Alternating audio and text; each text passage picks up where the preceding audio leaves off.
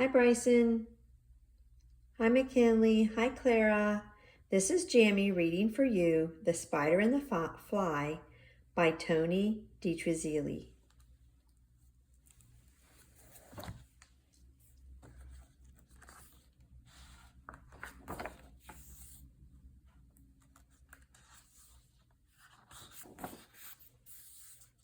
This is based on the poem by Mary Howitt, and illustrations are written by Tony DiTerlizzi. Will you walk into my parlor? Said the spider to the fly. 'Tis the prettiest little parlor that ever you did spy. The way into my parlor is up a winding stair, and I have many curious things to show you when you're there. Oh, no, no, said the little fly, to ask me is in vain, for who goes up your winding stair can ne'er come down again.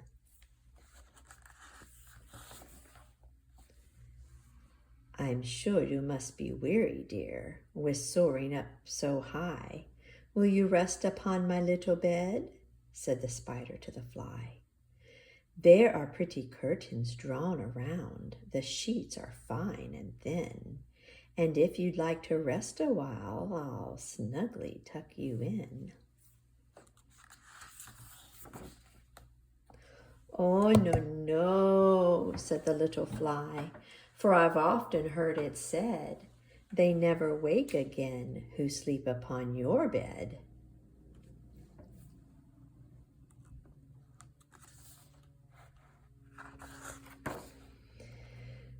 Said the cunning spider to the fly, dear friend, what can I do to prove the warm affection I've always felt for you?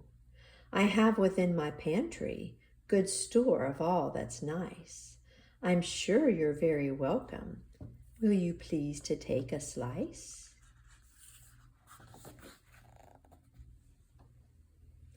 Oh, no, no, said the little fly. Kind sir, that cannot be.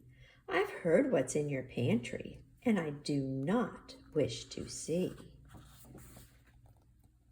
Sweet creature, said the spider, you're witty and you're wise. How handsome are your gauzy wings. How brilliant are your eyes. I have a little looking glass upon my parlor shelf. If you'd step in one moment, dear, you shall behold yourself.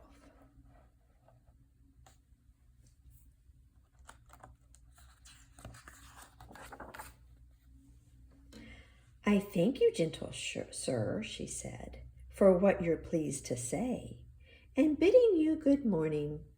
Now, I'll call another day.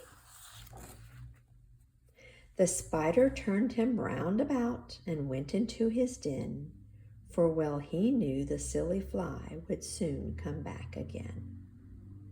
So he wove a subtle web in a little corner sly, and set his table ready to dine upon the fly. Then he came out to his door again, and merrily did sing, Come hither, hither, pretty fly, with the pearl and silver wing.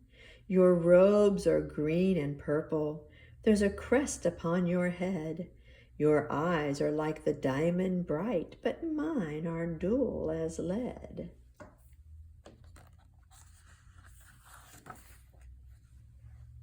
Alas, alas, how very soon this silly little fly, hearing his wily flattering words, came slowly flitting by. With buzzing wings she hung aloft, then near and nearer drew, thinking only of her brilliant eyes and green and purple hue, thinking only of her crested head. Poor foolish thing.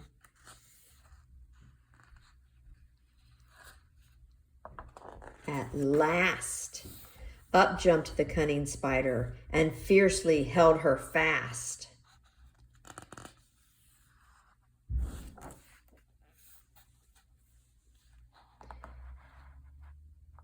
dragged her up his winding stair, into his dismal den, within his little parlor, but she ne'er came out again.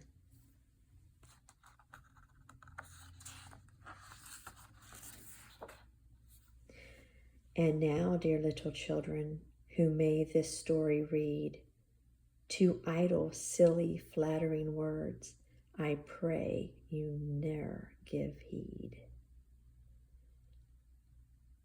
Unto an evil counselor, close heart and ear and eye, and take a lesson from this tale of the spider and the fly.